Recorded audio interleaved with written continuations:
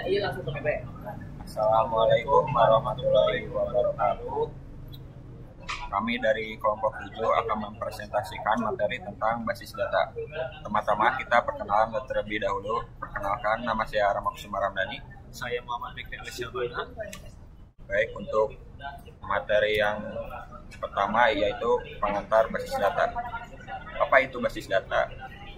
Basis data atau dalam bahasa Inggris sering disebut juga database adalah sebuah kumpulan data yang terorganisir secara sistematis dan tersimpan secara elektronik. Data ini dapat berupa teks, angka, gambar, video, atau data lainnya. Bayangkan basis data sebagai sebuah perpustakaan raksasa, namun bukan buku yang disimpan, melainkan data. Fungsi basis data. Basis data adalah jantung dari setiap sistem informasi modern. Ia berfungsi sebagai tempat penyimpanan, perorganisasian, dan pengolahan data secara struktur. Fungsi utama dari basis data ada beberapa. Yang pertama, penyimpanan data. Yang kedua, perorganisasian data.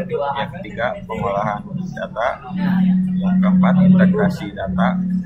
Yang kelima, sharing data.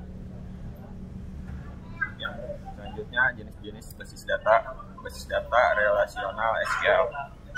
Jenis basis data yang paling umum digunakan dan menjadi standar dalam pengelolaan data struktur. Data dalam basis data relasional diatur dalam bentuk tabel, di mana setiap tabel terdiri dari baris record dan kolom file. Hubungan antara tabel-tabel ini didefinisikan melalui kunci sehingga data dapat dikaitkan dan dikelola secara efisien. Basis data non-SQL, karakteristik utamanya. Yang pertama itu fleksibilitas skema. Tidak memerlukan skema yang terdefinisi dengan ketat seperti dalam basis data relasional. Ini memungkinkan data dengan struktur yang berbeda disimpan dalam satu koleksi. Yang kedua, skalabilitas horizontal. Dapat dengan mudah ditingkatkan kapasitasnya dengan menambahkan lebih banyak server atau node dalam cluster. Yang ketiga, kinerja tinggi. Dirancang untuk menangani volume data yang sangat besar dengan kecepatan tinggi. Yang terakhir yaitu jenis data yang beragam. Dapat menyimpan berbagai jenis data, termasuk data struktur, semi struktur, dan tidak struktur. Baik, selanjutnya komponen utama basis data. Yang pertama ada tabel, struktur dasar dalam sebuah basis data, baik itu basis data relasional SQL maupun beberapa jenis basis data non SQL. Bayangkan tabel seperti spreadsheet di mana data terorganisir dalam baris dan kolom. Fungsi tabel dalam basis data. Yang pertama, terorganisir data, mengatur data secara terstruktur sehingga mudah ditemukan dan dikelola. Kedua, penyimpanan data, menyimpan data dalam bentuk yang terorganisir dan efisien. Ketiga, hubungan antar data melalui kunci utama dan asing. Tabel dapat dihubungkan untuk membentuk relasi antara data yang berbeda. Selanjutnya, record atau baris. Rekaman atau baris dalam konteks basis data merujuk pada satu kumpulan data yang lengkap dan terkait secara logis dalam sebuah tabel. Bayangkan sebuah tabel sebagai daftar siswa, di mana setiap baris mewakili satu siswa dengan semua informasi terkait seperti nama, tanggal lahir, kelas, dan nilai. Konsep penting terkait rekaman. Yang pertama, kolom atau field. Setiap elemen data dalam sebuah rekaman disebut kolom. Dalam contoh di atas, nama, usia, dan nilai adalah kolom. Yang kedua, tabel. Kumpulan dari beberapa rekaman yang memiliki struktur kolom yang sama. Ketiga, kunci utama. Kolom atau kombinasi kolom yang secara unik mengidentifikasi setiap rekaman dalam sebuah tabel. Kunci utama memastikan bahwa setiap rekaman adalah unik. Selanjutnya ada field atau kolom. Elemen vertikal dalam sebuah tabel basis data yang mendefinisikan satu atribut atau karakteristik dari data. Bayangkan tabel sebagai spreadsheet, di mana setiap kolom mewakili satu jenis informasi. Fungsi kolom. Yang pertama, mengatur data. Kolom membantu mengorganisir data dengan mengelompokkan informasi yang sejenis. Kedua, mendefinisikan tipe data. Setiap kolom memiliki tipe data tertentu, misalnya teks, angka, tanggal, yang menentukan jenis data yang dapat disimpan di dalamnya. Yang ketiga, membentuk struktur tabel. Kolom bersama-sama membentuk struktur tabel yang menentukan bagaimana data akan disimpan dan diakses. Selanjutnya, kunci primer. Atribut atau kombinasi atribut adalah sebuah tabel basis data yang secara unik mengidentifikasi setiap baris atau record dalam tabel tersebut. Bayangkan kunci primer sebagai nomor identitas unik atau nick seseorang. Setiap orang memiliki nick yang berbeda, dan nick ini digunakan untuk membedakan satu orang dengan orang lainnya. Fungsi kunci primer, identifikasi unik. Setiap baris dalam sebuah tabel harus memiliki nilai kunci primer yang unik.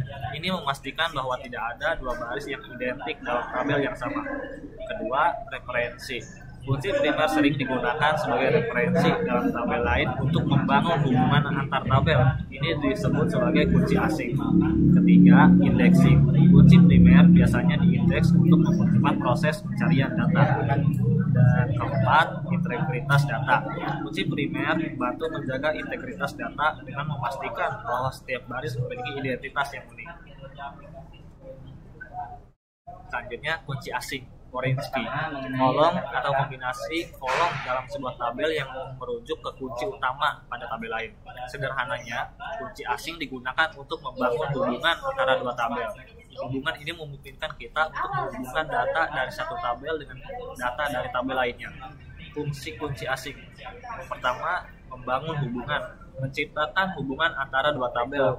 Memungkinkan kita untuk mengakses data dari kedua tabel secara bersamaan. Yang kedua, menjaga integritas data, memastikan bahwa data yang terkait antara dua tabel konsisten. Misalnya, kita tidak dapat memasukkan data peminjaman untuk buku yang tidak ada dalam tabel itu. Yang ketiga, normalisasi data, membantu dalam merancang basis data yang ternormalisasi sehingga menghindari redundansi data. Selanjutnya, sistem manajemen basis data atau DBMS. Pertama, ada keamanan data. Upaya untuk melindungi informasi sensitif dari akses, penggunaan, pengungkapan, gangguan, modifikasi, inspeksi, dan penghancuran yang tidak sah. Dalam era digital, saat ini di mana data menjadi akses berharga bagi individu dan organisasi, keamanan data menjadi semakin krusial. Keamanan data dalam basis data, yang pertama ada enkripsi data, mengubah data menjadi kode yang tidak dapat dibaca atau terkunci. Kedua, kontrol akses, membatasi akses ke data berdasarkan peran dari izin pengguna. Ketiga, audit trail, melacak semua aktivitas yang dilakukan pada basis data. Yang keempat, backup dan recovery, membuat salinan cadangan basis data secara teratur untuk memulihkan jika terjadi kerusakan. Yang terakhir, firewall, melindungi basis data dari serangan dari luar jaringan. Selanjutnya, integritas data, suatu kondisi di mana data yang disimpan dalam sebuah sistem informasi selalu akurat, lengkap, konsisten, dan andal sepanjang siklus hidupnya. Dengan kata lain, integritas data memastikan bahwa informasi yang kita gunakan untuk mengambil keputusan adalah benar dan dapat diandalkan. Baik, sekian presentasi dari kelompok 7. Mohon maaf apabila ada kesalahan. Wassalamualaikum warahmatullahi wabarakatuh.